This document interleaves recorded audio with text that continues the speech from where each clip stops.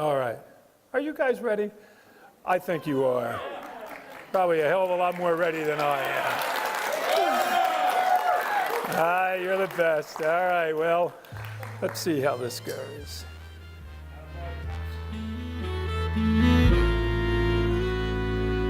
I've got the world on a string, sitting on a rainbow. Got that string around my finger. What a world, what a life, I'm in love. I've got a song that I sing, I can make the rain go anytime I move my fingers. Lucky me, can't you see I'm in love? Life is a beautiful thing, as long as I hold the string. I'd be a silly so-and-so if I should ever let it go. I've got the world on a string, sitting on a rainbow. Got that string around my finger.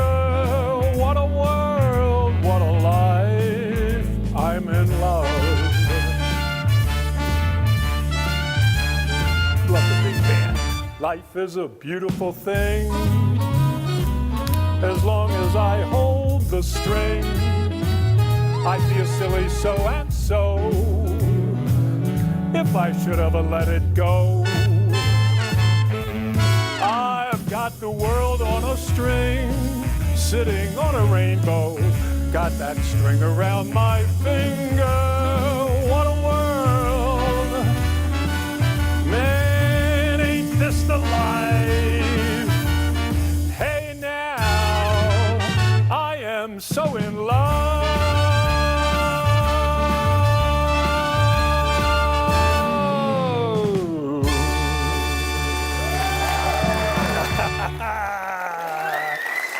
Well, thank you. Thank you very much.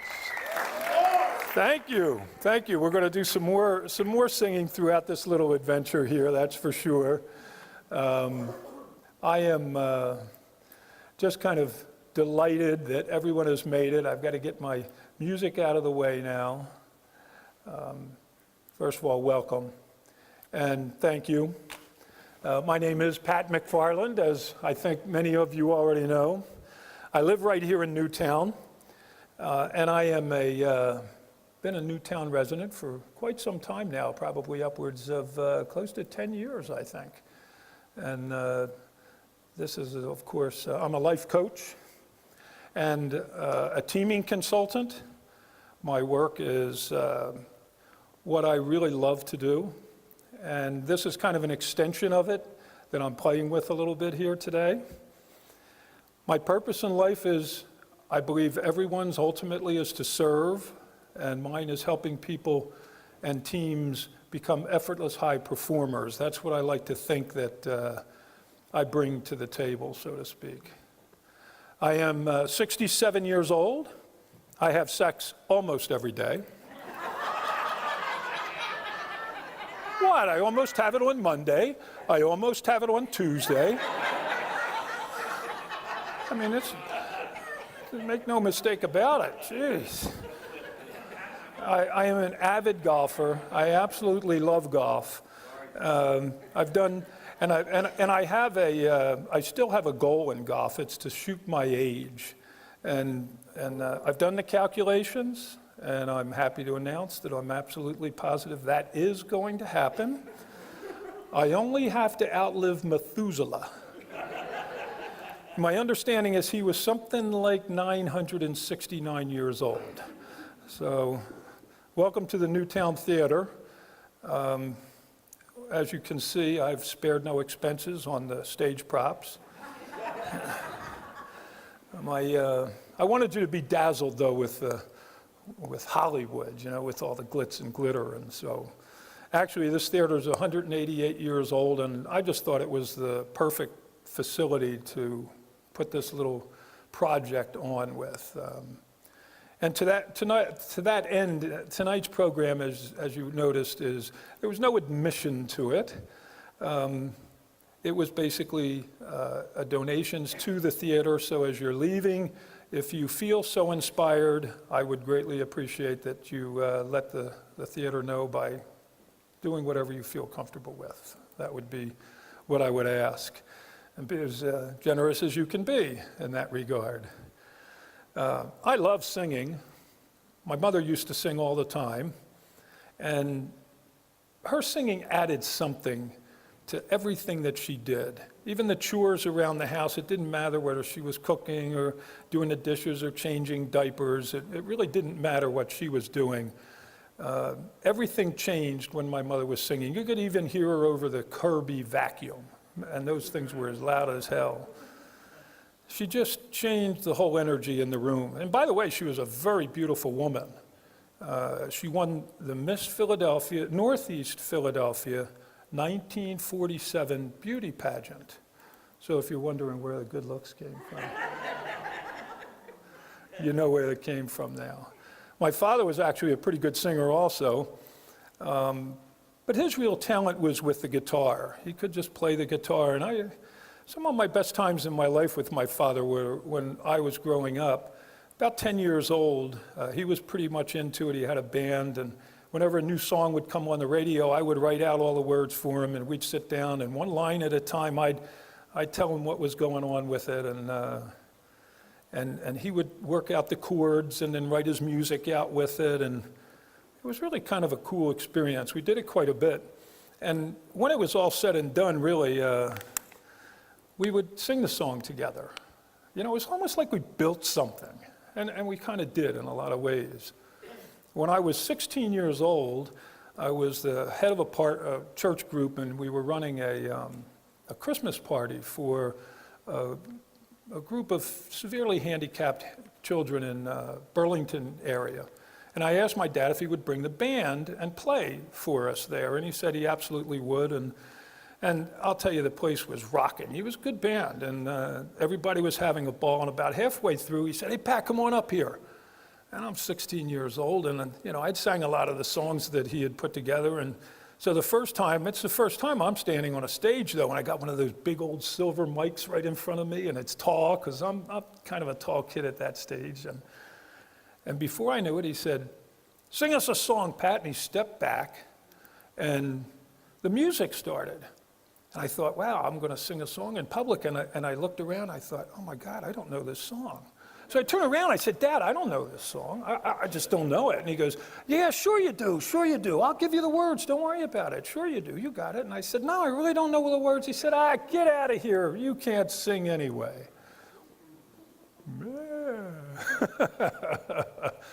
So I just want you to know, that did not bring out the fragile snowflake butterfly in me, or as Carl Jung might say, the anima, that feminine side of my masculinity. It didn't make me sliver off the stage in fear for the rest of my life. As a matter of fact, I laughed it off because I knew my dad was just kidding. It was no big deal. It really wasn't. It does beg the question, though, why it took 45 years till I was almost 60 before I sang my first song in public to anyone. No one ever heard me sing except my wife. And so these funny little things happen in our life, and we're going to talk about maybe have some of them pop in your mind as you're experiencing here. Well, about 9-10 years ago, my wife Cindy, who's sitting right here, a lot of you know her, she got me up to sing a song, "Can't Help Falling in Love," by Elvis Presley. And I remember my hands were shaking. They literally were like this. And I had the words in front of me. It was a little piano bar, and it was just a very friendly group of people. And we had been going for a while. And somehow I thought, okay, this is it. I'm going to get up and try to do this thing. Now, I've played basketball in front of 20,000 people. I've spoken to hundreds at a time. And so I don't get nervous. I get excited, but I just would never sing in public. So what I thought I would do tonight, if you don't mind, since we opened with I've Got the World on a String, I'd like to sing Can't Help Falling in Love in honor of my wife, really, for the support that she gives me all the time. So if that's okay with you, I'd like her to come up. Yeah, I want you to come up, I know. You're going to come up on stage with me, sweetie. And what's that? Can you sit in the chair? Now that's pushing it. That's pushing it. He did not tell me this. No way. You don't want me to sing. Now, we're not going to let her sing. That much I can assure you. But we are going to sing, and I've always wanted to sing this directly to her, and so now I get the chance to do that. And so here we go.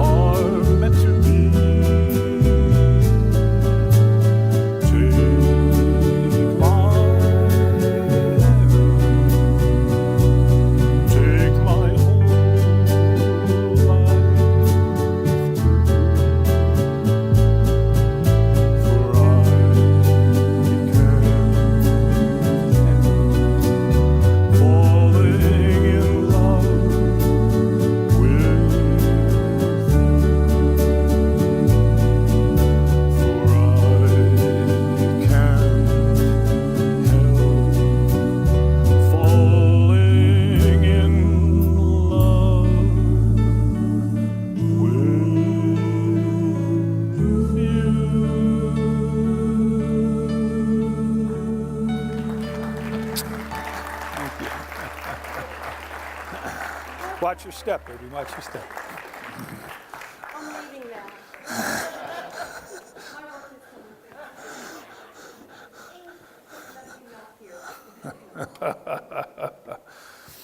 What a great adventure that was. Thank you. Thank you very much.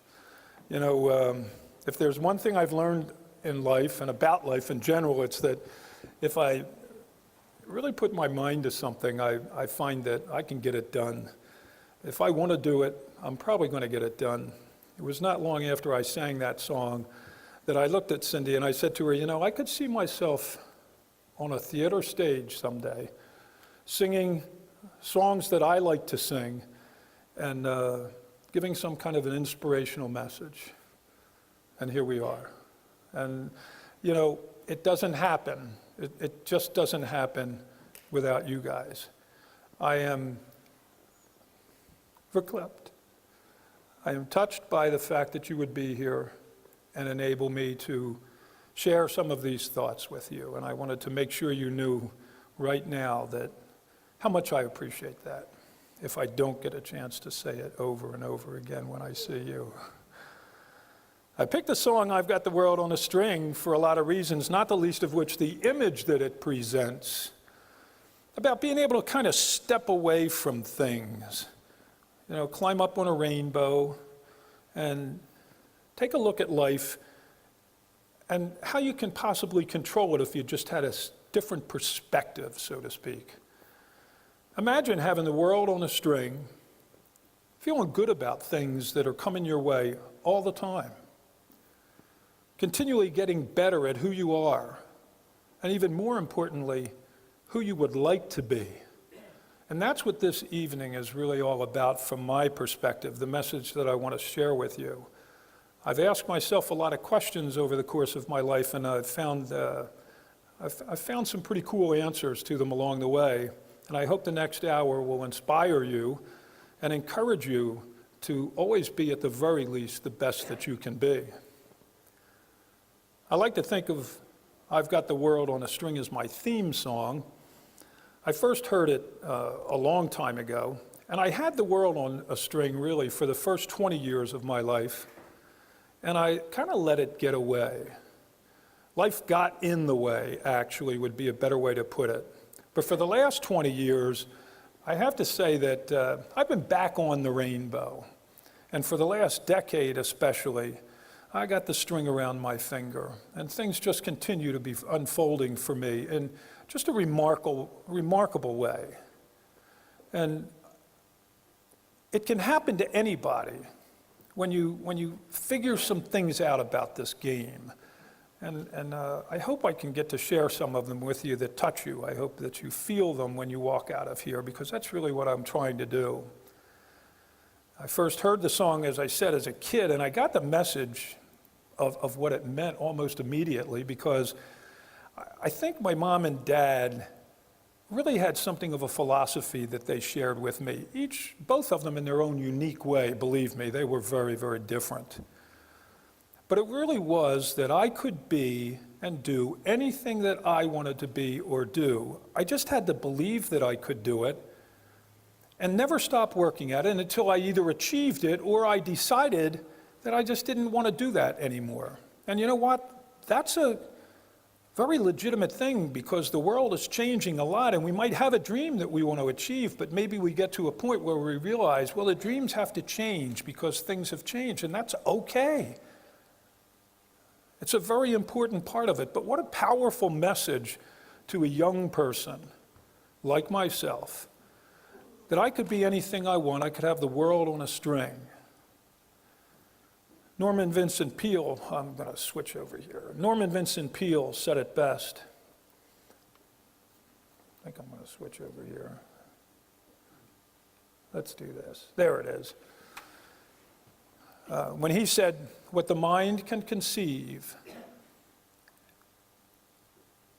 and believe, and the heart can desire, you can achieve."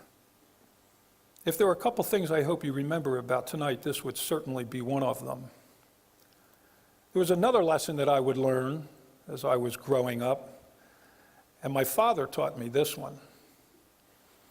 And I remember what he said, but I really remember how he said it. He said, "Son, if you're going to do something, do it right, or don't bother doing it at all." That's just how he said it. I was 5 years old.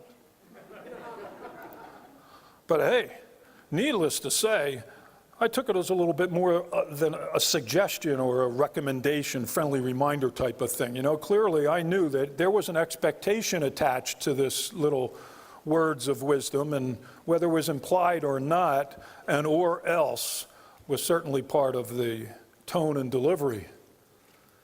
Now, despite my personal, perhaps somewhat paranoid belief at the time, I thought it was a fear-driven lesson designed to motivate me and to be ignored at great risk.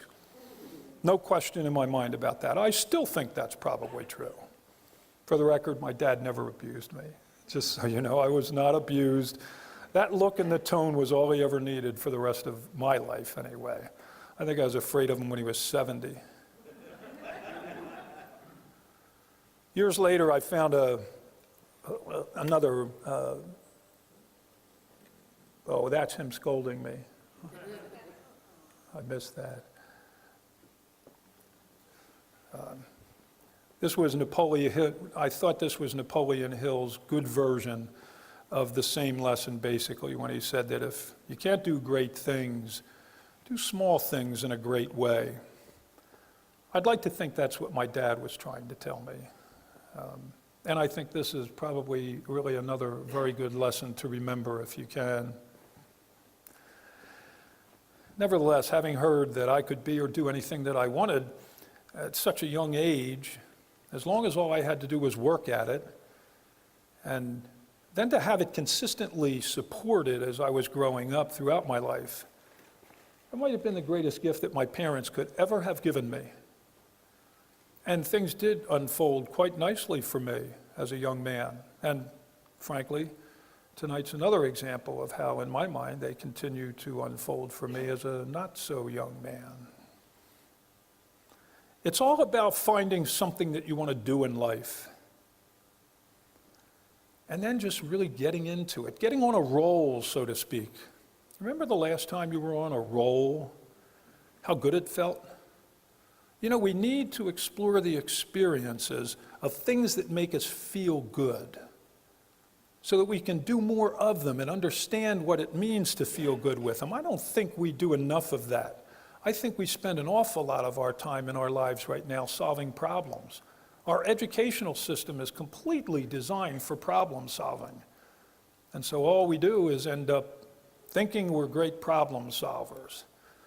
And in my mind, that in and of itself is probably one of the reasons why we may not always feel as good as we could. I mean, we're always focusing on problems, and a lot of times they're problems that are completely out of our control. And when they are, there are things that we need to learn how to just put them down, get away from them, deal with them to the best of your ability, and then move on to something that makes you feel better. You might be thinking, okay, this guy's all rainbows and unicorns. I've actually had that said to me. Some of your guys have said it to me. And they're probably right about that to a certain extent. But here's what I can tell you.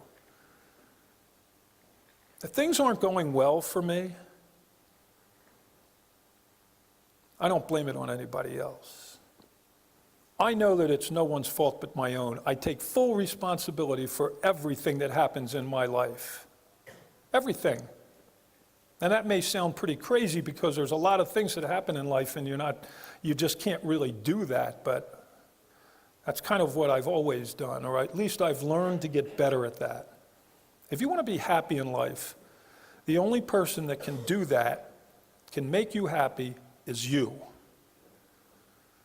And the only way you can do it is by taking responsibility for your life and everything that happens, in my opinion. And it has worked incredibly well for me because I never feel badly about anybody or anything anybody is doing around me or in my life.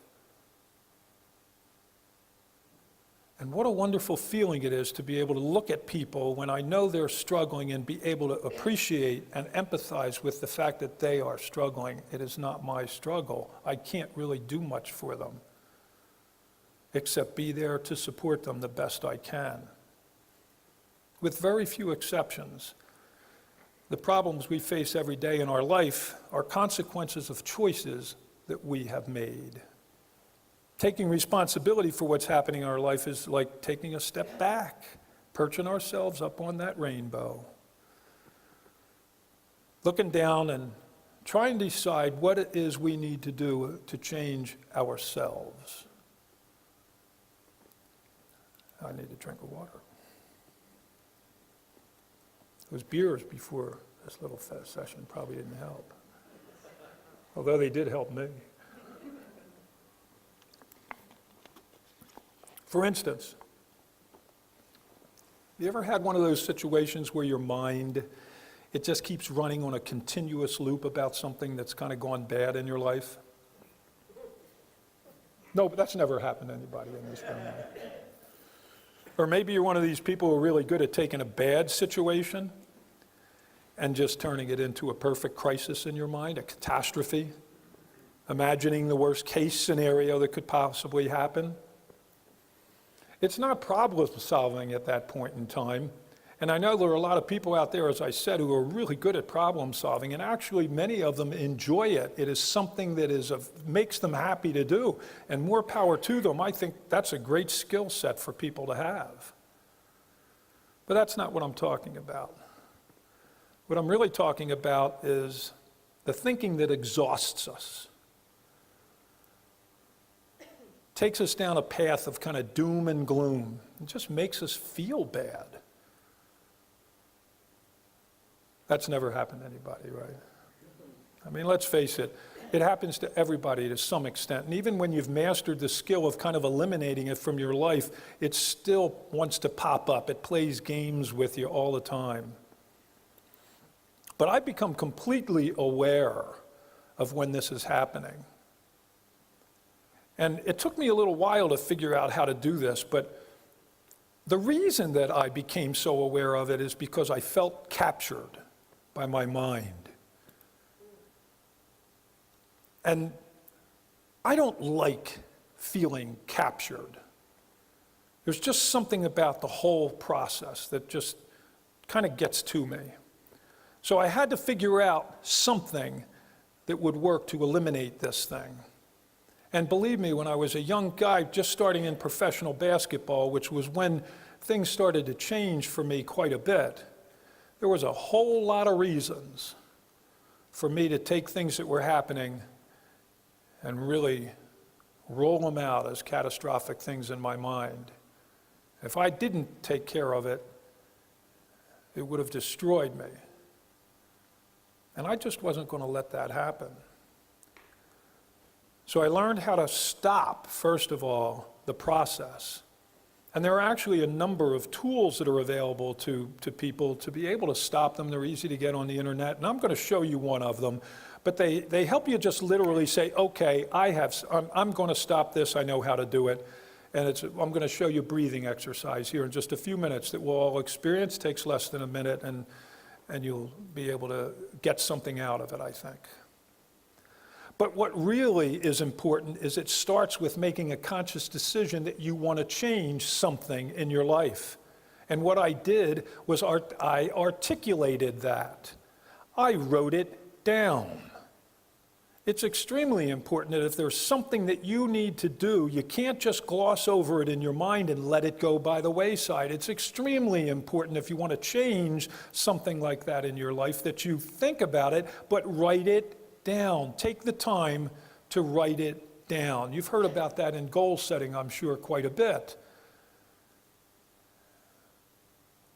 Now, I wasn't real good at all of that, and I still am not very good at it, but I was good at that one. So I had this idea. I wanted to stop this disastrous habit of letting my mind take control of my life. So I wrote it out, made it a goal, put a focus on it.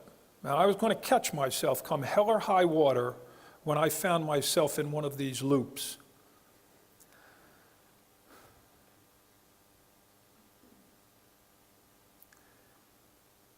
It was an amazing experience.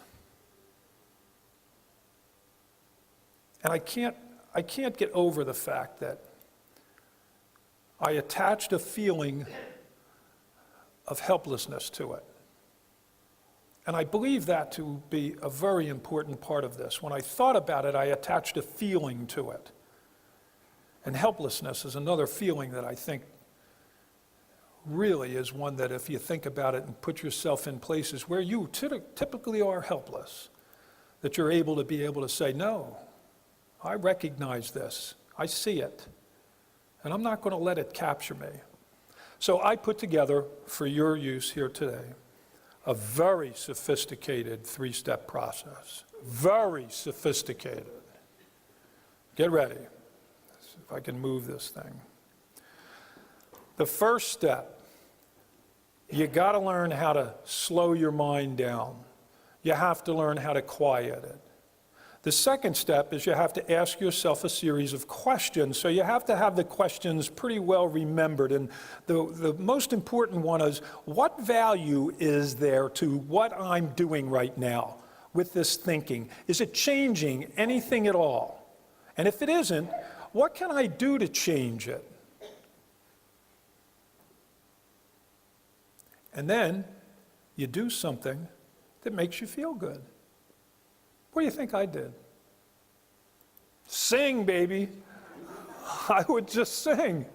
I literally would, I made it a habit. I just said, you know what? I'm not going to let this happen to me. I know how to stop it. I do my breathing.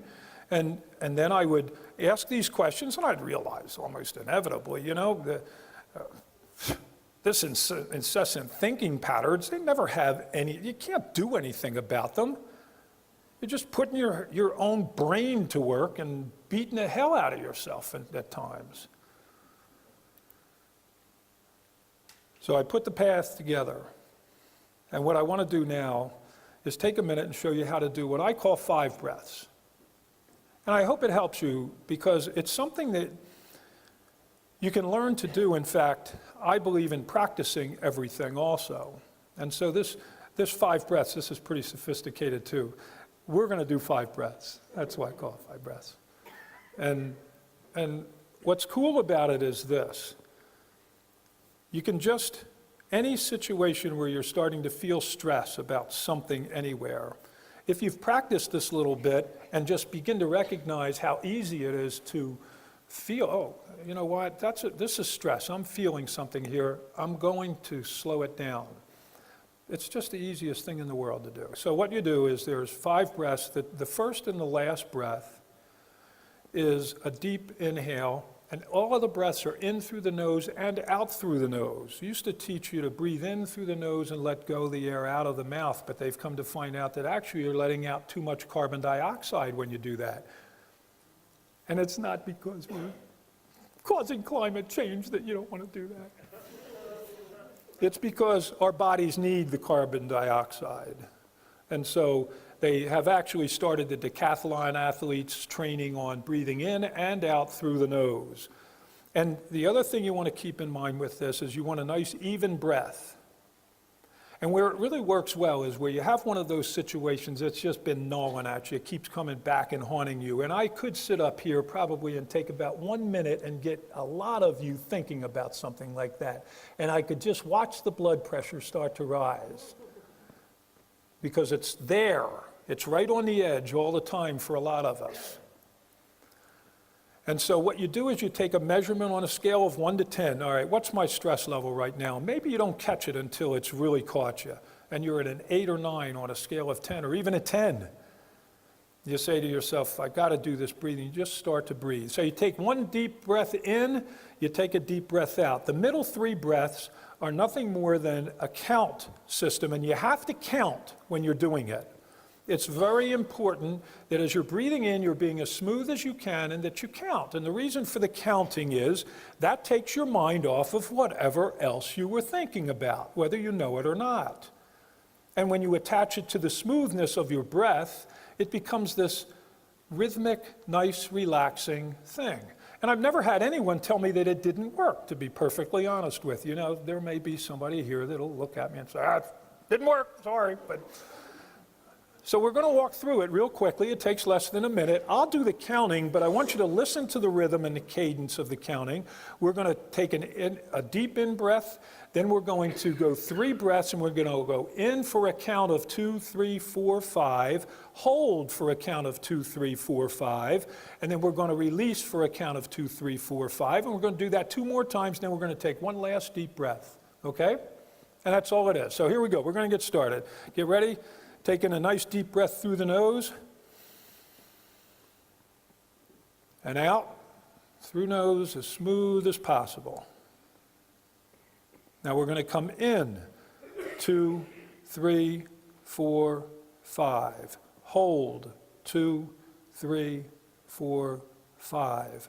Release, 2, 3, 4, 5.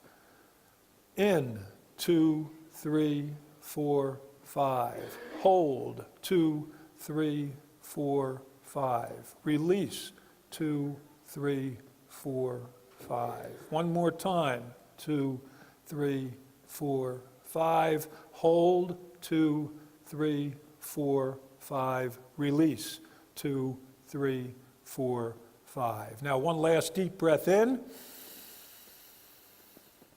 and then out through the nose very smoothly.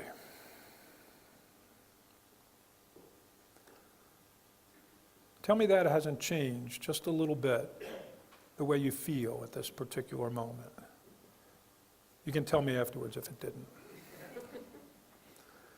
But here's the best part about that.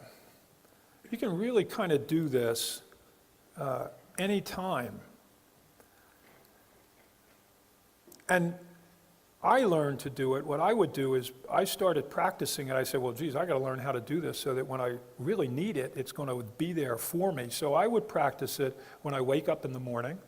I would practice it when I would eat something.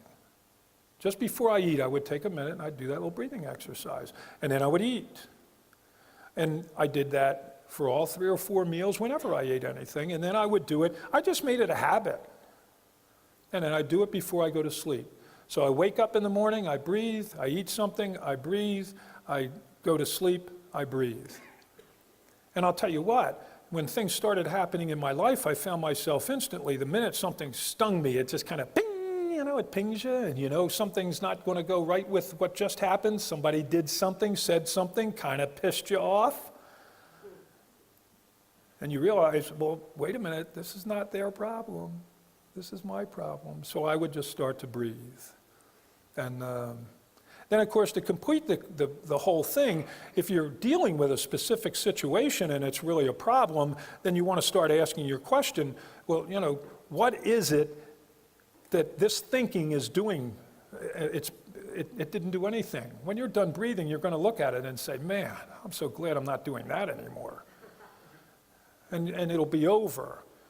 And the thing is if you can learn then how to just start to figure out how to do things.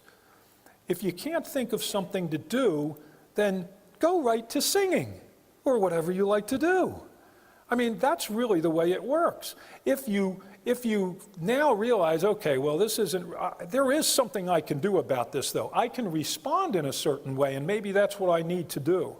Very rarely in our life are there incidences where we have to have a fight or flight type of situation where we're trained to just react right away.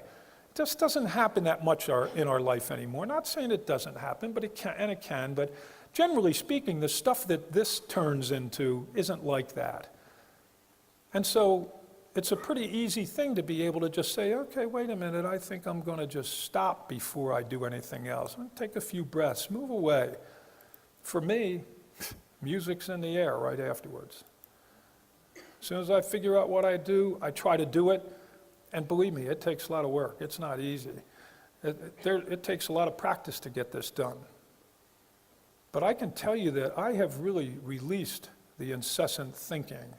It just doesn't attach to me anymore. And it still wants to jump in, but it doesn't.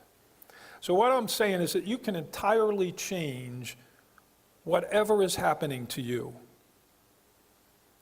Especially if it's something like it's in your head and you just can't get rid of it. If you don't think you can, or if you don't think you need to, that's great. If you're happy and you got this, that's all great. But if you don't think that you can change change what you think or how you think, you're dead wrong. You absolutely can. Because you taught yourself how to think this way, you can teach yourself how to think a different way.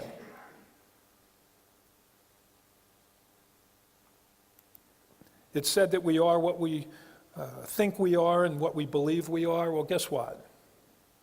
Sometimes that just isn't true. We're really not what we believe we are. And if you believe that you're limited to acting in a certain way, you're wrong. You're not. Joseph Campbell said it best. He said the privilege of a lifetime, he said the privilege of a lifetime is being who you are. Have you thought about who you are? Do you like who you are? If not, have you ever thought about who you'd like to be?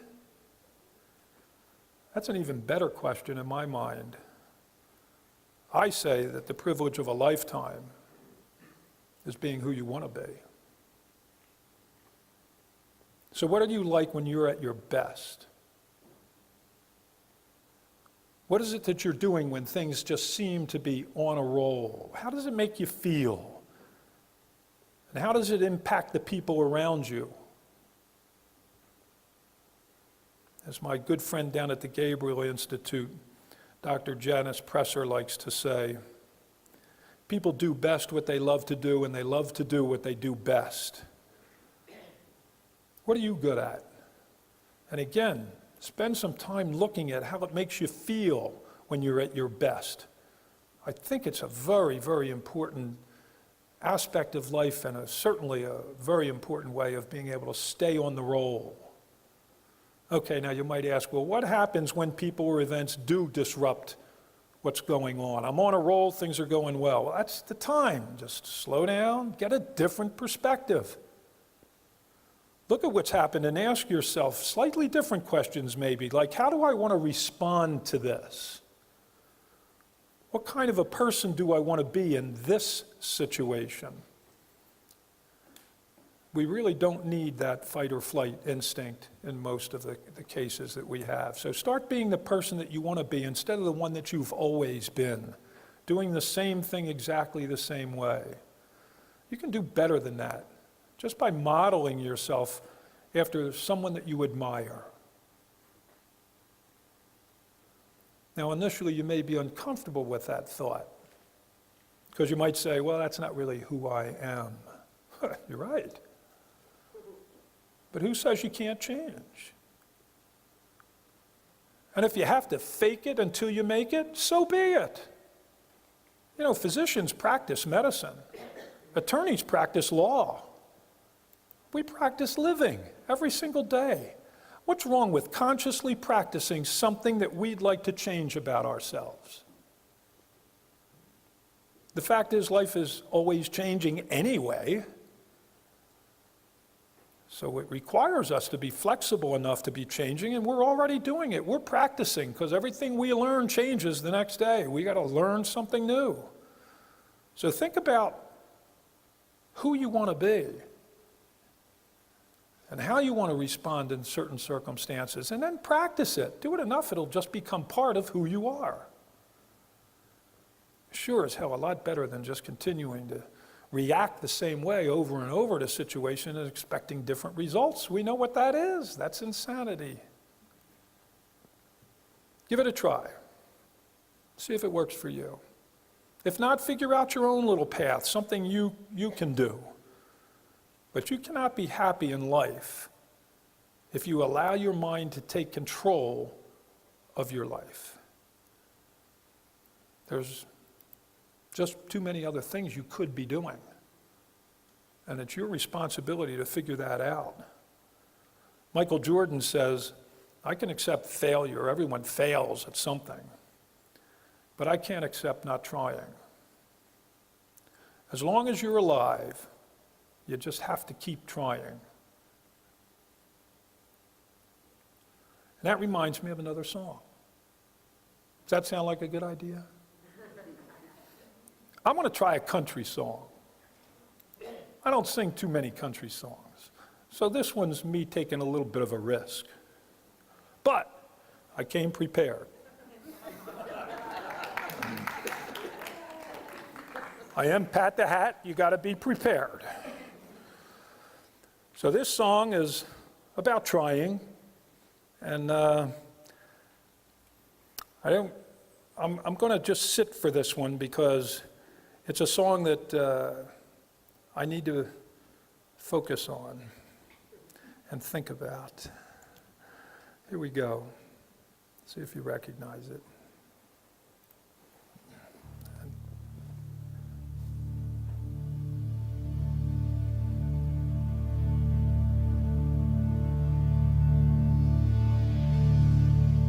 Garth Brooks.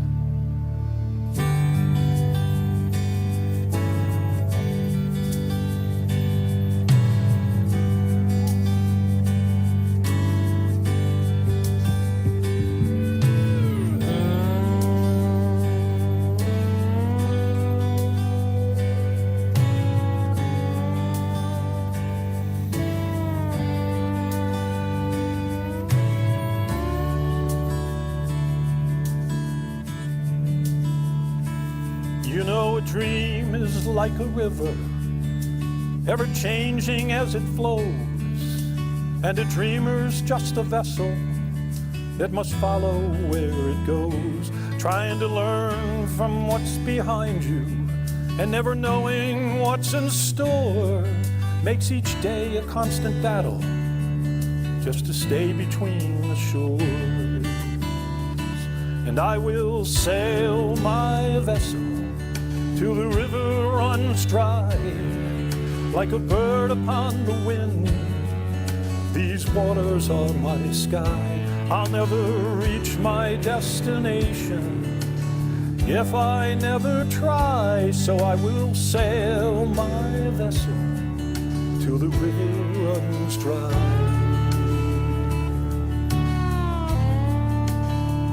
Too many times we stand aside and let the waters slip away till we put off till tomorrow has now become today.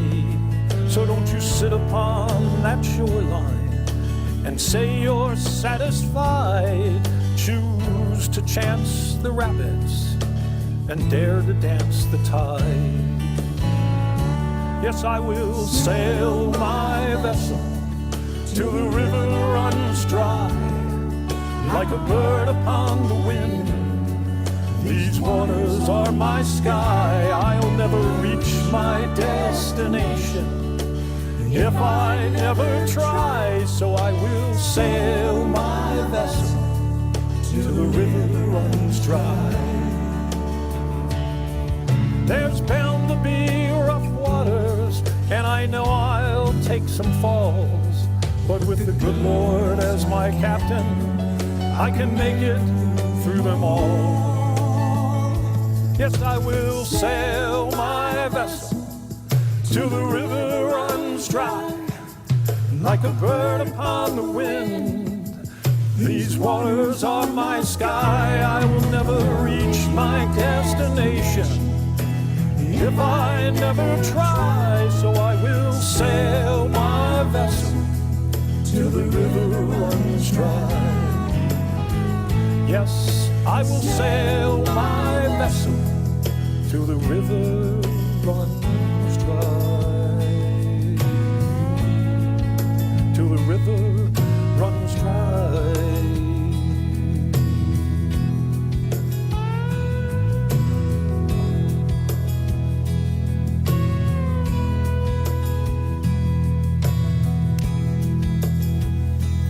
That's a great song, isn't it? I hope I did it justice, my goodness. I really wasn't sure how that one was going to come out. I've not sang it very often. But thank you. Thank you very much. You know, life really can be a lot easier if we just start charting a course and recognizing that the winds and the tide of life are always changing. And you'll have to change with them anyway. So we've all made conscious changes in the past. It's not new to any of us.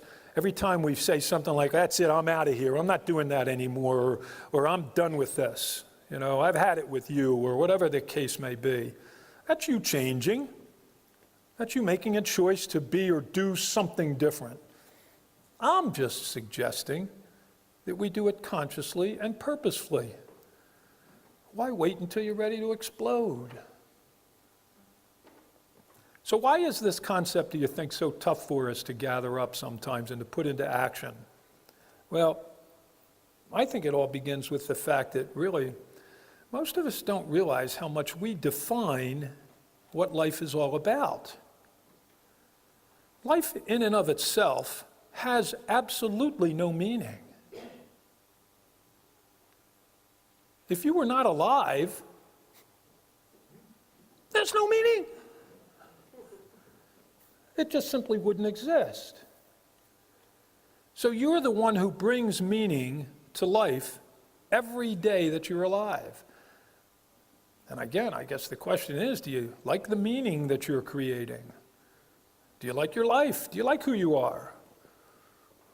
Or are there situations where you think you'd like to be a little bit different version of yourself? As I look back on my life, I could definitely see at one point in time, it was just as I was starting professional basketball, that I needed to change something, although I have to say, actually it was years after that. Because as successful as I was not happy at anything I did, even playing professional basketball.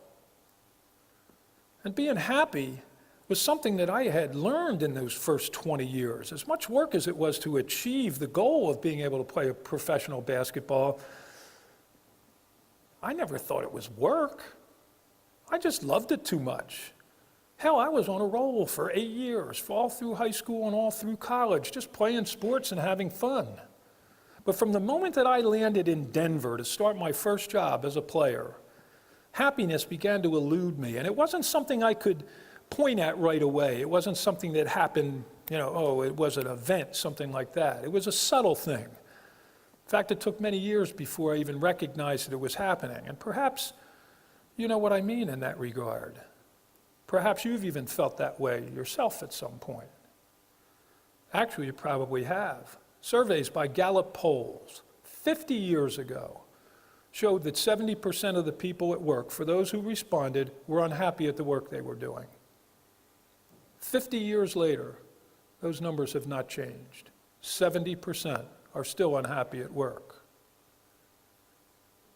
In spite of what the companies have tried to do to make their employees, make it better for them, in addition to, of course, of all the laws and regulations that government tries to socially structure into our lives, you can see how excited that makes me.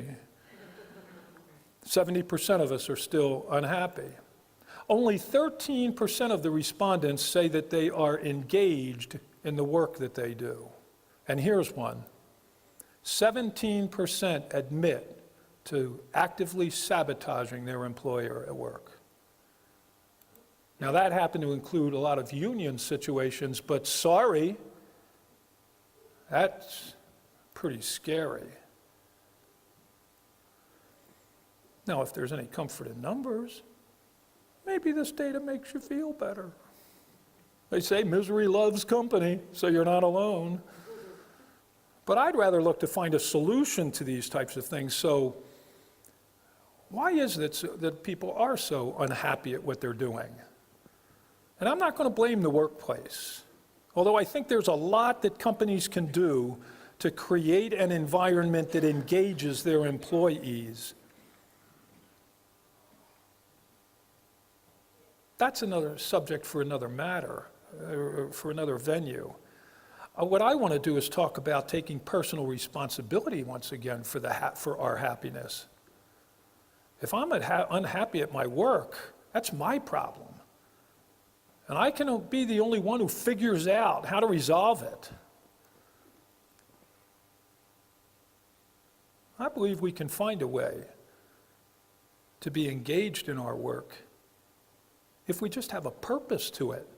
And the lack of purpose might be the most important reason that we are unhappy.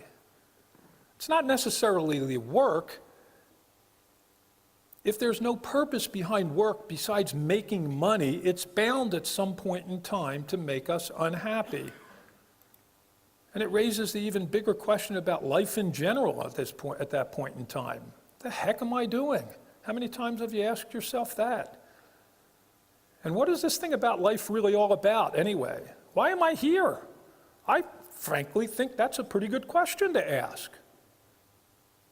How many of you remember looking up to the great coach in the sky saying, "Coach, I'm ready, put me in, I am ready to be born"? Anybody? Anybody? Bueller? Is Bueller here? I don't know if you'd get that one or not. Of course not. because it didn't happen. We all just showed up. We didn't have any control over the parents that we were going to be born to. We didn't have any control over the color of our hair, our eyes, our skin. We didn't have any control over the town we live in or the country. Our parents thought, if they planned us, they thought they had a pretty good idea going, but they didn't know what they were getting either. So that means roughly we have 7.5 billion people walking around the world today at various stages of conception, life, birth, and death. And none of us know why we're here. I liken it to a bunch of teenagers hanging around at the mall with nothing to do on a Saturday night. You know what kind of trouble that can lead to. But think about that a little bit. And to make matters worse, we came completely unprepared to be able to do anything. We had to rely on those around us to teach us everything. And where did they learn from? People who didn't know anything any more than we do. I mean, they had some life experience at that point in time, and that's a good thing, but come on, there's no manual that's given out and tells people how to make this all work. It's a free-for-all. You can do what you want for the most part when you're raising a family, and people do. They do what they think is the right thing to do. So why are we here? Looks like that's what is important for us to start trying to figure out. Appears to me that life is all about learning how to take care of ourselves and learning out who we are and who we really want to be more than anything when we grow up. We have to find our own way in life. I can't tell you how many times, even over the past 10 years, that I've been wondering, what is it that I'm going to do when I finally grow up? And that's because things are always changing. But as you get a little bit older, you pin these things down a little bit more. And, I happen to have come from a mixed family. You probably wouldn't have guessed that. My mother's side was sane, and my father's side was totally insane. Oh, I mean mixed up. That's what I really meant. I've always been amazed at how normal my father turned out, though, really, considering that his father, my grandfather, did not utter a word for the last 15 years of his life. He could. He just chose not to. He died when I was 11 years old. He lived 3 houses from me, and I never heard him say a word to anyone. But hey, he was the last of 21 kids from the same mother. Other than that, all I really know about Pop was in 1919, I saw a picture of him. He was a coach for the Philadelphia Athletics, what we call the Phillies now.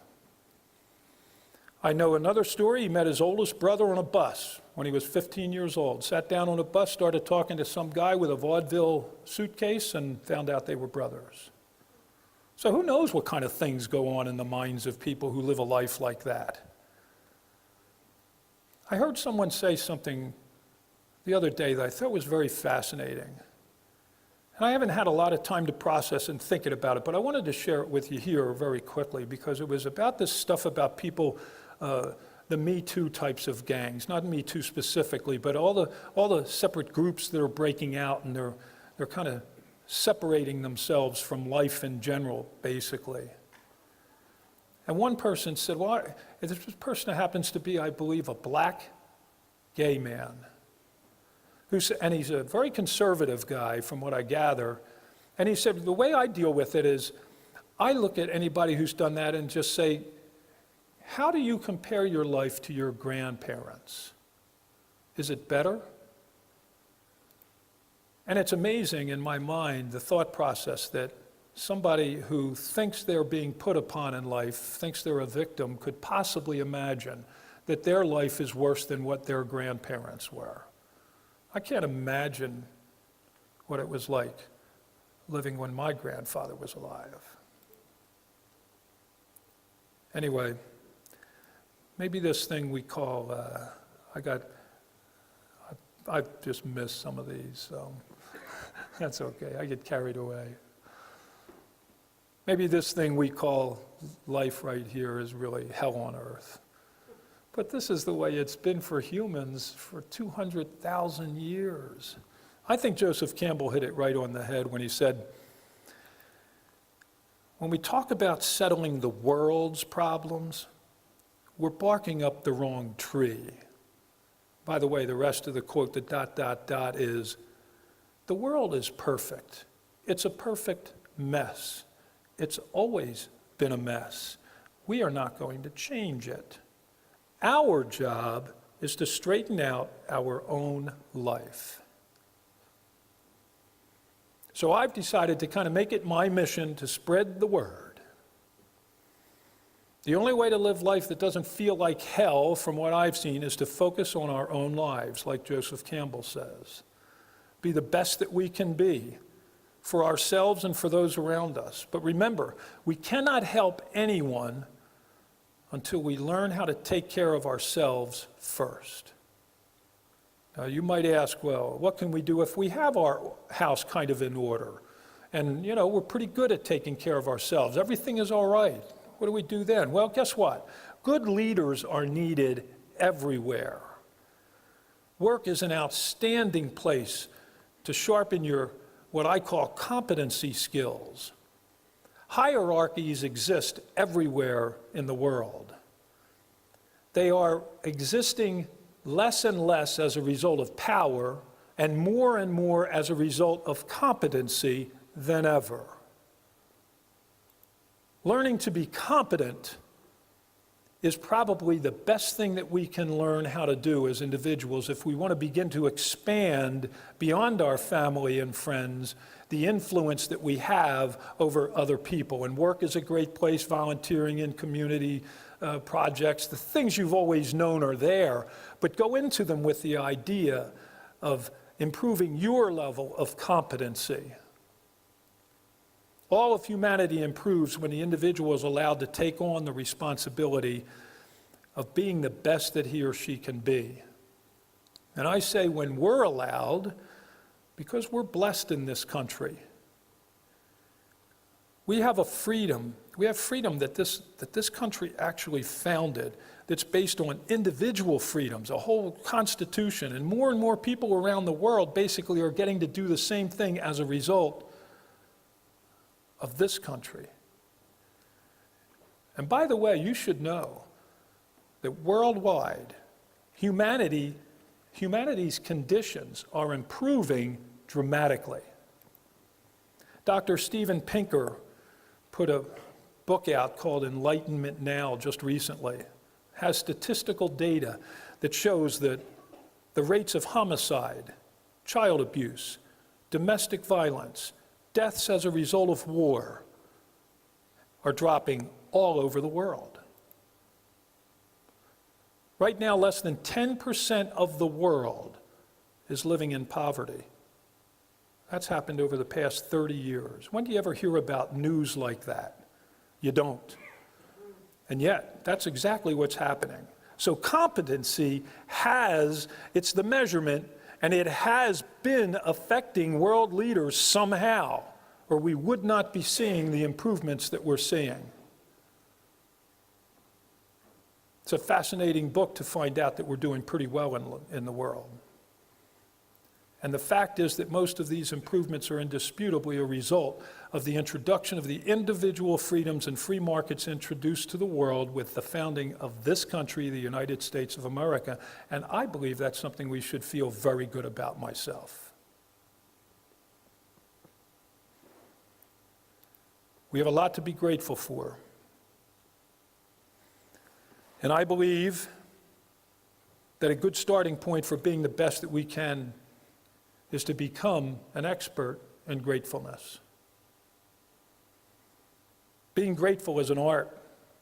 It takes a conscious effort to focus on and appreciate all of the good things that people continue to do for us every day. Teaching our children the art of recognizing all the things that are being done for them every day by others as they move through life will help them appreciate and have more happiness than they could even imagine. It's basically bringing to the forefront how so many have served us and continue to serve us on a regular basis. And by the way, I believe that we will all learn that that's yet another purpose for living. In fact, I believe service to others may be the ultimate purpose for us all. Poet and writer G.K. Chesterton said, "I would maintain that thanks are the highest form of thought, and that gratitude is happiness doubled by wonder." Learning to be grateful really is an incredibly high form of thought. It blows right past the ego. It allows us to recognize the beauty of the many acts of love that are happening around us every day in the form of people serving other people. Showing gratitude is also when we begin to realize that happiness and the peace that we find in our life is best when we are being of service to other people.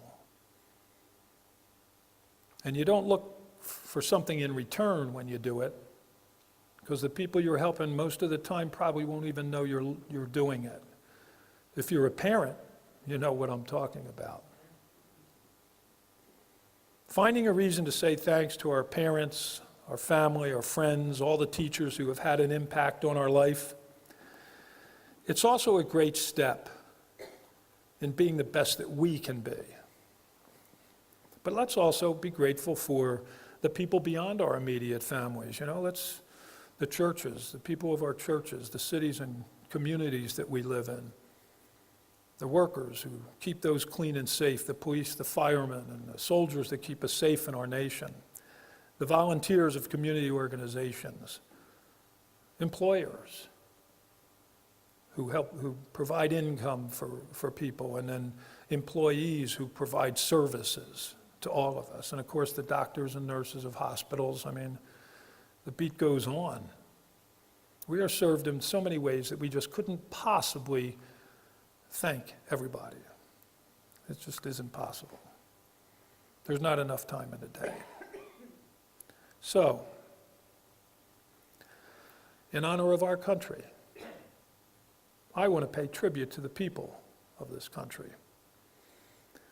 and hope that we can come together and see the value that the United States has brought to us and the world through its Constitution and its individual freedoms and the free markets of capitalism.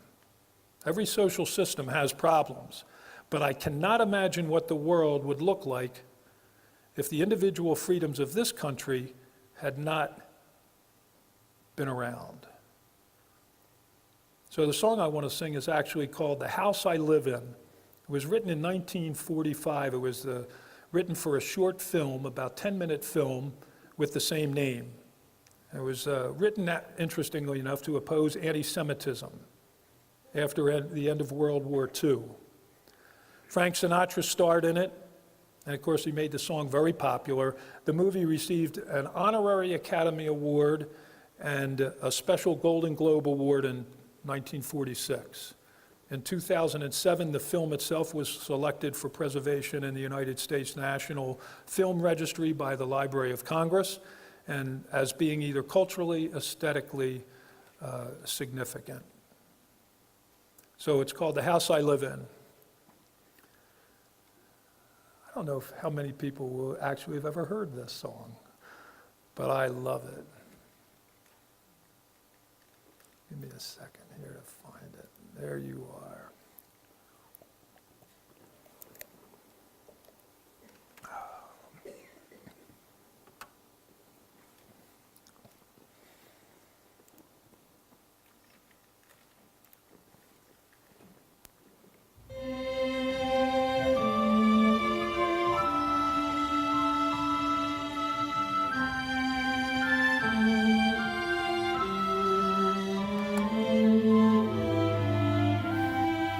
What is America to me? A name, a map, or a flag I see? A certain word, democracy.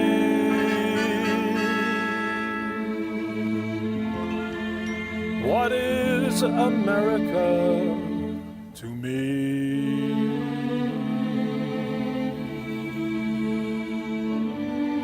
The house I live in, the plot of earth, a street, the grocer and the butcher, and the people that I meet, the children in the playground, the faces that I see, all races and religions.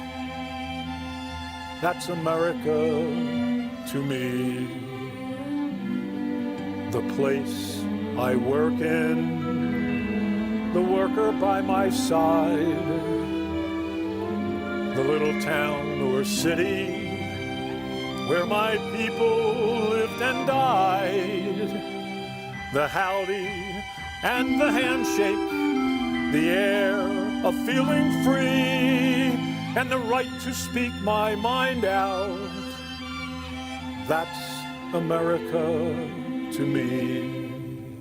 The things I see about me, the big things and the small, the little corner newsstand and the house a mile tall, the wedding in the churchyard, the laughter and the tears, the dream that's been a-growing for 240 years.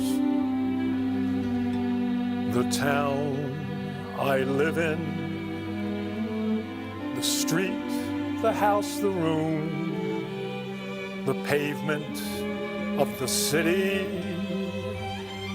or a garden all in bloom, the church, the school, the clubhouse, the million lights I see, but especially the people.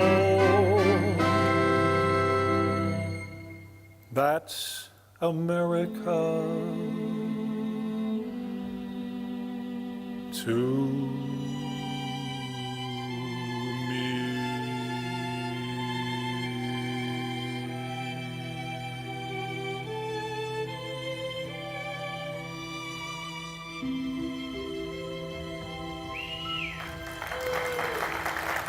Thank you. Thank you very much. Isn't that a beautiful song? How many people have heard that song before? So about a third of the people only. So some of you, that's the first time you've heard it. That's great. I'm glad that I got to introduce it to you because it does mean an awful lot to me. And so what are we going to do now?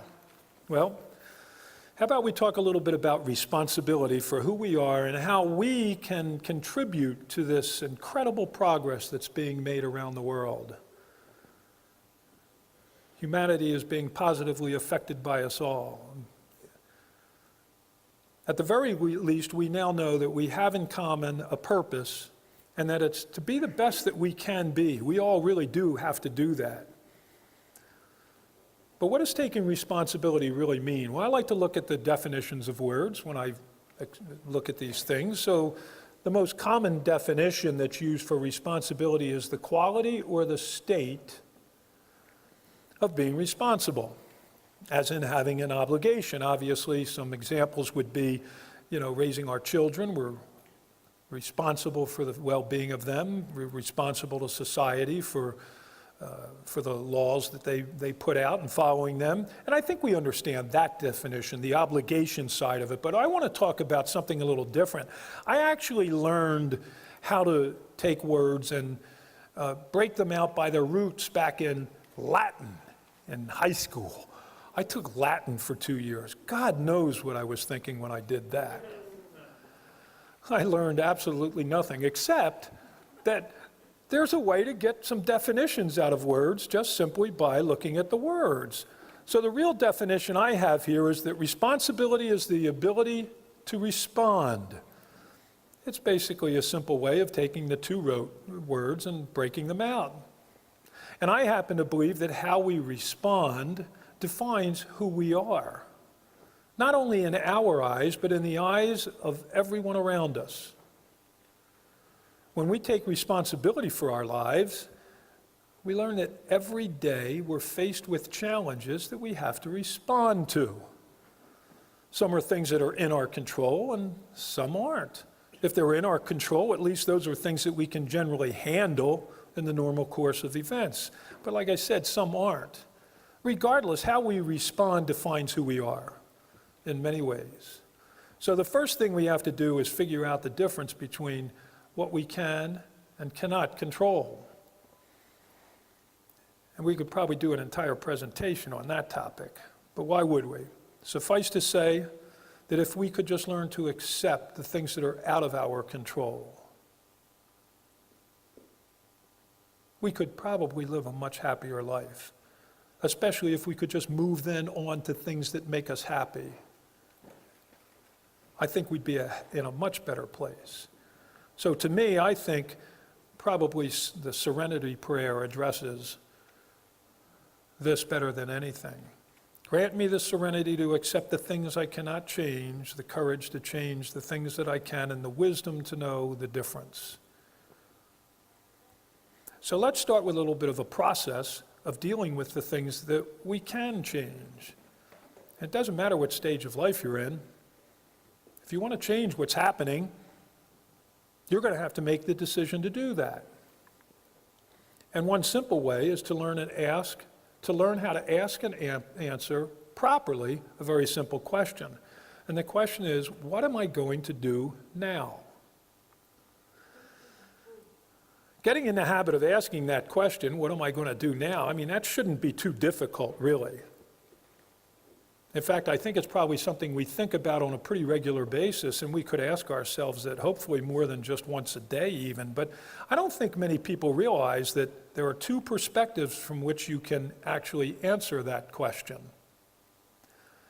As Lance Secreton talks about in his book, The Bellwether Effect, he basically says that we make decisions based on either our ego self or our soul self. Now, our ego self is the self that it's looking at the decisions that we make from a perspective of the me that I want everyone to think that I am.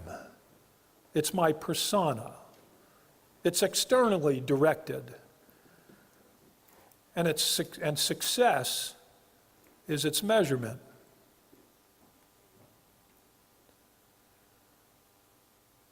It seeks to answer questions like, am I right? Will I win? Will I get more money, power, status, fame? More is the signature of the ego self.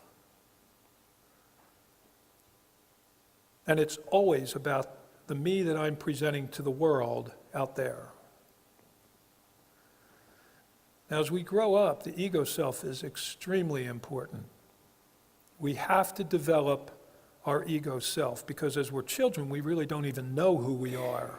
And we have to figure that out. We're just learning the basics in life. So what do? Well, we naturally start becoming the people around us because they are our models.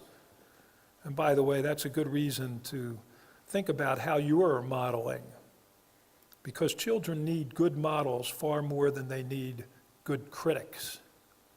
Anyway, it doesn't take too long for kids to sometimes figure out that some of their models may not be the best for certain aspects of life. And the funny thing is almost every parent has that moment when we realize that our children are a mirror for us. And they reflect back to us often how we behave. And it can be a very humbling experience. It can be a good one too, but a good parenting guideline when a child is struggling or misbehaving might be to remember that seldom does the child need a good talking to as much as he needs a good listening to. Ask them questions about what they're doing, where they learned it from. Listen to how they're feeling about it. You might be surprised that you'll learn a little bit about yourself in the process. Our children can be our greatest teachers. I love what Dennis Waitley says about it all, really, when he says that the greatest gifts that you can give your children are the roots of responsibility and the wings of independence. It's a very tough balance as a parent because we want to protect our children and take good care of them. But sometimes that means at the earliest possible age, letting that go, letting them learn lessons, make decisions. So developing a healthy ego self is very important for all children. It helps them learn to be basically the best that they can be. You have to have it. So let your kids learn how to fail early on. Let them make decisions as soon as possible. And then let them live with the consequences of the choices that they make. It's so much easier and less dangerous to learn from lessons that we have to learn as kids than it is when we're older. And the risks are so much higher. Another perspective from which we can answer the question, what am I going to do now, is what Lance refers to as the soul self. This is the self that knows us, the one that we just can't fool. We know who we are. We know every decision we make, whether it's a good one or a bad one. We know this is the self that, if we're being totally honest with ourselves, knows the absolute truth about us. The soul self views the outcome of decisions internally. Joy and satisfaction are its measurement. And it seeks to answer questions such as, will this bring happiness to me and to the others in my life? Does it nourish my soul? Love is its signature. And it's all about the feeling we get when we've done something that's good for us and also positively impacts those around us at the same time. When coupled with learning about gratitude, the soul self begins to develop as the foundation of who we are, the person we really want to become. And over time, by becoming aware of the ego and soul selves, we begin to realize how challenging it is for them to exist at the same time. It becomes tougher and tougher to project the ego self outward if it's in conflict with the soul self. This is the start of what I like to call the discovery of the authentic self. The last step in our growth as humans is learning to bring the two selves together. It's when our ego needs are being fulfilled while we project our soul self to the outer world that our authentic self emerges. In other words, when we become the best that we can be for both us and the people around us, the work we do for those around us becomes more satisfying. That's when we've discovered our authentic self. And that's when our true purpose in life, in my opinion, emerges as service to other people. Abraham Maslow, very famous guy, psychologist, described this peak of personal achievement as self-actualization. And he defined it as achieving one's full potential, including one's creative abilities. He said that a person needs to be and do that which the person was born to do. A musician must make music. An artist must paint. A builder must build. And a teacher must teach. How we choose to serve is entirely up to us. Tony Robbins refers to this peak of personal contribution, this peak of personal growth as contribution. And he defines it a bit more specifically when he says, when we have a sense of service and focus on helping, giving to, and supporting others. when guided by the authentic self of enough people, all of us as a whole benefit. It is hard to dispute that after 200,000 plus years of human existence, that the world is a much better place today than it was even a couple hundred years ago. And these improvements have been exponential in their growth over the past 30 to 50 years. So we, as the collective human race, have benefited immensely by the work of many individuals who have gone before us and made our life better. I think it's remarkable, once again, that it coincides with the founding of this nation. What I've tried to describe here today is that the path of personal growth culminates in the realization that we all have at least one purpose in life. And although that purpose improves the plight of humanity, it centers on the ability of the individual being the best that he or she can be at taking care of ourselves and those around us. So I want to look a little closer to close this out at how this all actually works. And quantum physics actually has an enormous amount to do with describing it. I'd like to give you my simplified interpretation of the science behind the power of thoughts and feelings. Surrounding each of us is this incredible field or fluid world of possibilities. It includes everything that's possible and even those things that aren't possible. It's all right here all the time, always around it. It's as easy to find beauty, peace, and love as it is to find ugliness, chaos, and evil.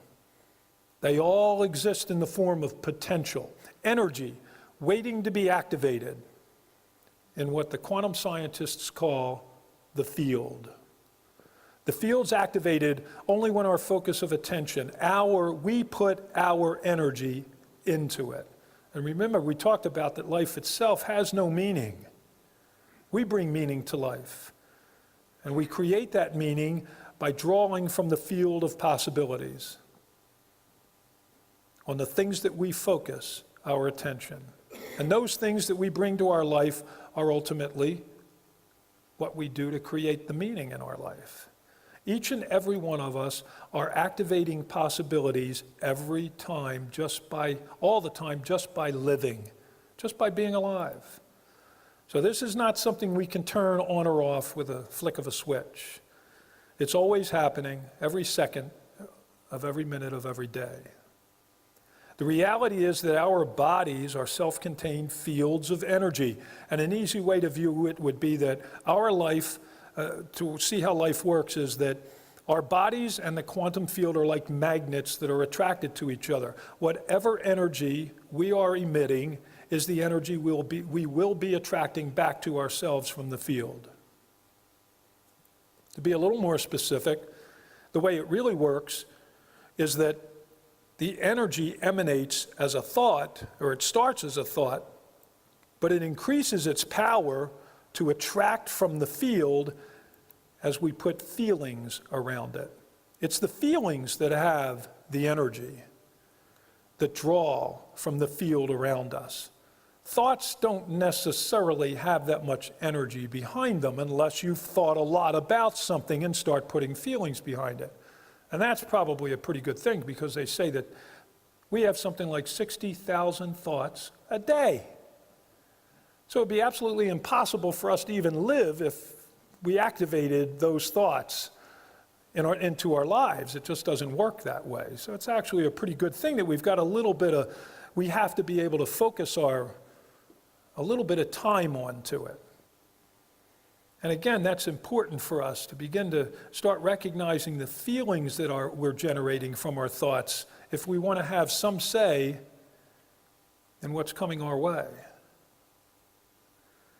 If things aren't going well, if they are going well, we have to be feeling pretty good and thinking good thoughts. And as long as we're doing that, we're emitting good energy, and likely good things are going to keep coming to ourselves.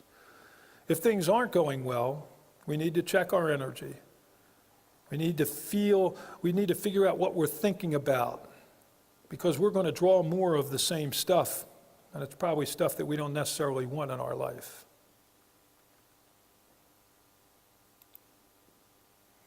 Albert Einstein said, everything is energy. And that's all there is to it. Match the frequency of the reality that you want, and you cannot help but get that reality. It can be no other way. This is not philosophy, this is physics. Now, we can be consciously creating our reality, or we could be unconsciously creating our reality. I've learned that the results are much more likable to me when I'm consciously creating what I want to have happen in my life.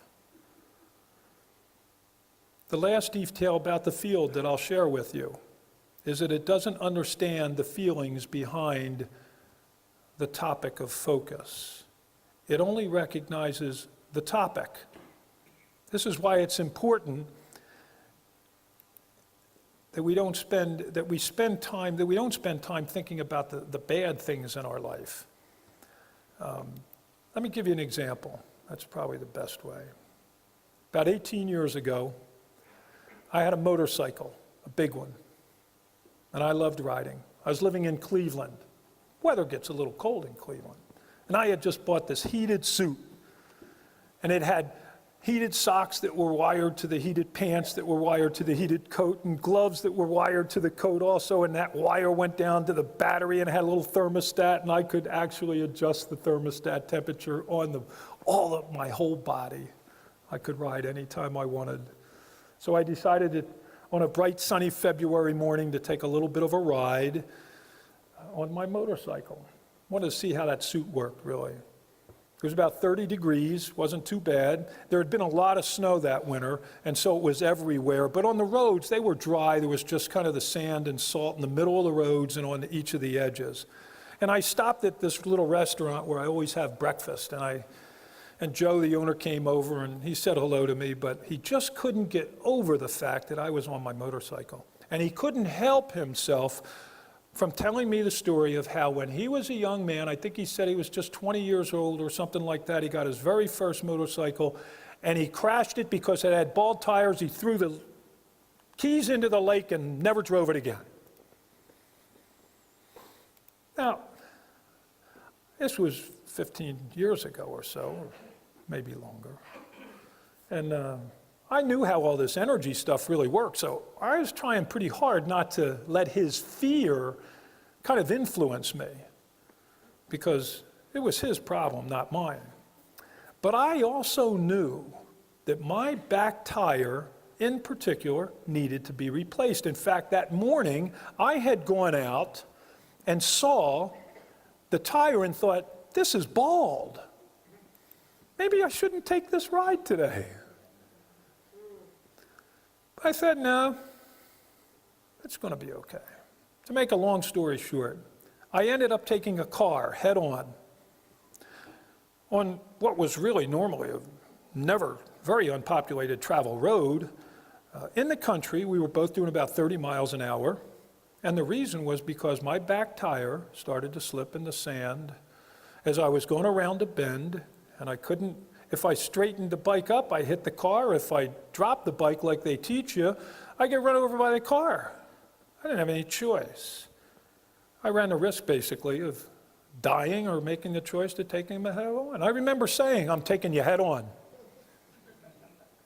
And a flashback that was kind of amazing was I remember diving as a kid off of a 3-meter board, 10 feet in the air, doing a 1.5, and I remember the feeling of jumping, leaping, and doing the turns, and I thought, that's what I have to do. That's why I used to dive. Literally, in an instant, something came to me that this was the only thing I could do. Now, there are many ways to interpret this accident, but in the end, the big one is, I survived. I did have a broken back and a pelvis, but I knew immediately it wasn't my time. But how about the warnings that I was being given? I saw the tire and thought about it before I even went out.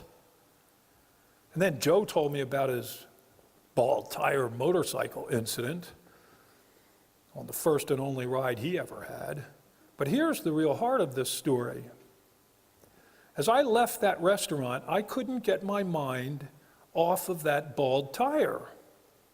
And as I drove down that almost always country road, I even tested it a couple times in the sand and the salt in the middle of the road to see what it might be able to do with it. What could I and couldn't do? And the only place on that road that I could possibly have had the accident that I had was that very particular curve. And to have another car there at just that right moment, well, you can draw your own opinions about that. I obviously did not want to attract from the field of possibilities an accident. But the field didn't recognize my thinking process behind it. It only recognized accident.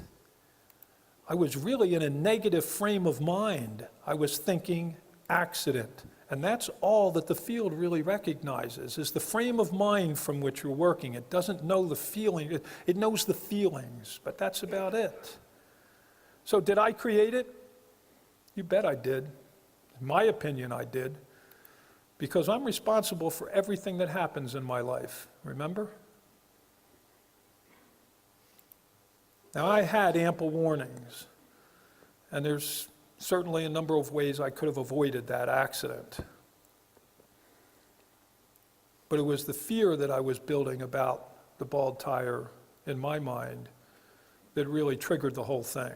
Now, don't get me wrong, I do not believe it is in my power to control when my time is up.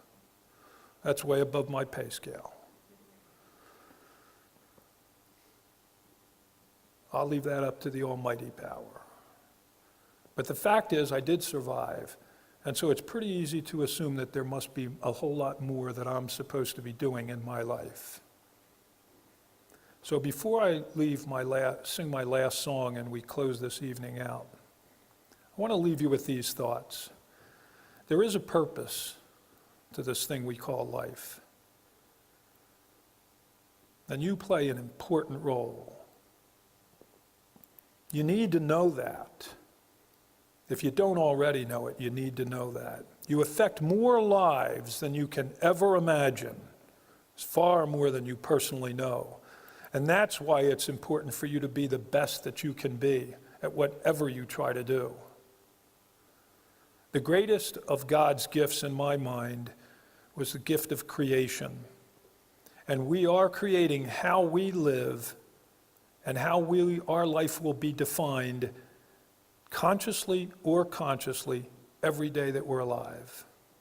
We can choose to control most things in our life, or we can allow them to control us. The choice is ours. For those things that we can't control, we can control how we respond to them. Responsibility is the ability to respond, and it defines who we are. Take responsibility for your life and be the best that you can be.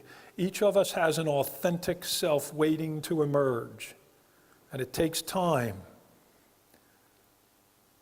But it's there, and it's there to tell us what we're born to do. And you'll know when it's happening, because you're going to find yourself on a roll a lot more than in the past. The world will change. The inner peace that you're going to find is going to be overwhelming in many ways, because you're going to feel like you're in control, and you are. Sitting on a rainbow with that string around your finger, and at the heart of your purpose is going to be the service of others.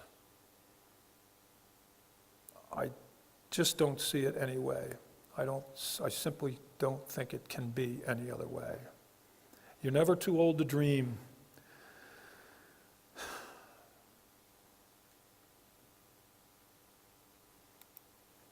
And you have a lot more to do.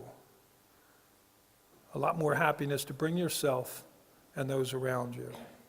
Wayne Dyer used to say, Let me go back.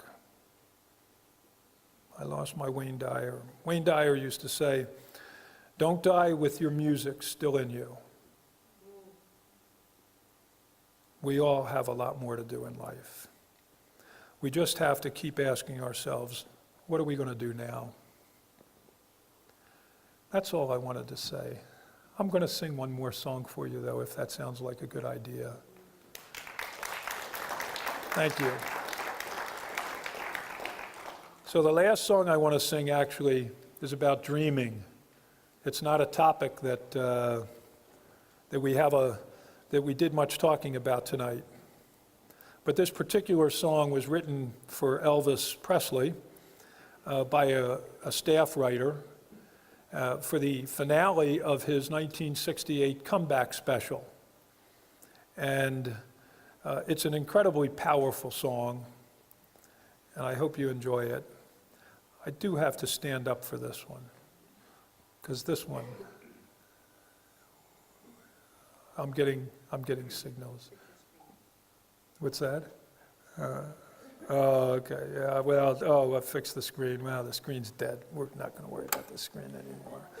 I'm going to get a drink, and then I'm going to sing this song for you. The song is called "If I Can Dream." And it was, as I said, it was written for Elvis. He didn't, the Colonel was his agent, and the Colonel didn't want him to have the typical end of the season song right before Christmas, "I'll be home for Christmas," something like that. He wanted to sing he wanted something special for him. So this was actually a staff writer that wrote it. And this was 1968, when both Martin Luther King and Bobby Kennedy had both been killed. And so these are all quotes from those two men. And that's how the guy wrote the song. And I think that's why I like it so much. And here we go.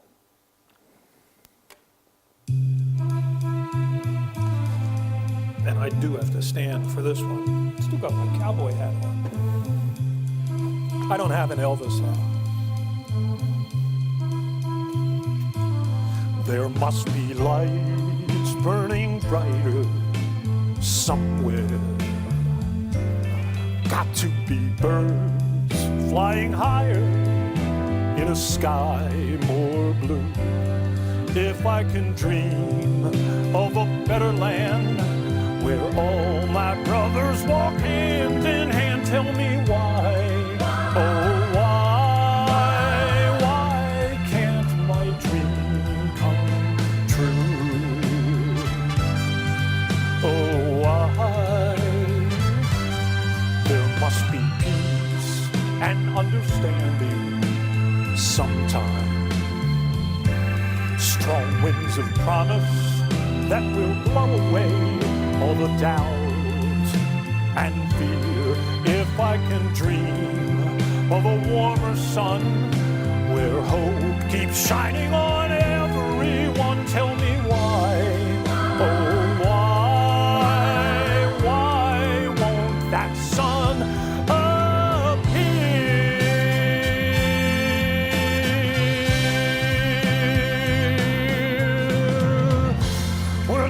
in a cloud with too much rain?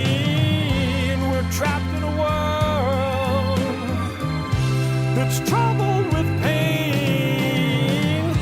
But as long as a man has the strength to dream, he can redeem his soul and fly.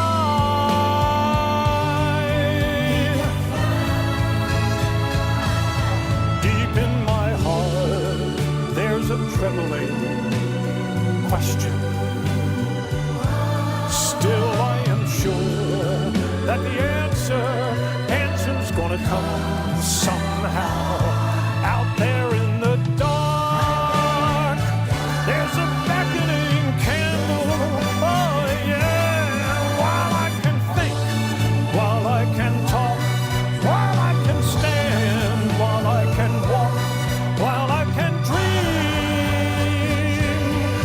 Let my dream come true. Whoa.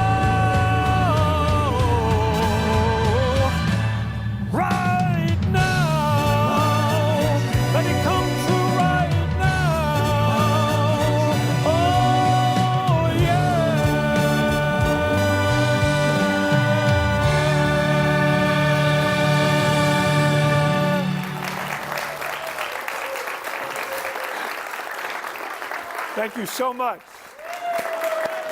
Thank you so much. I just, thank you.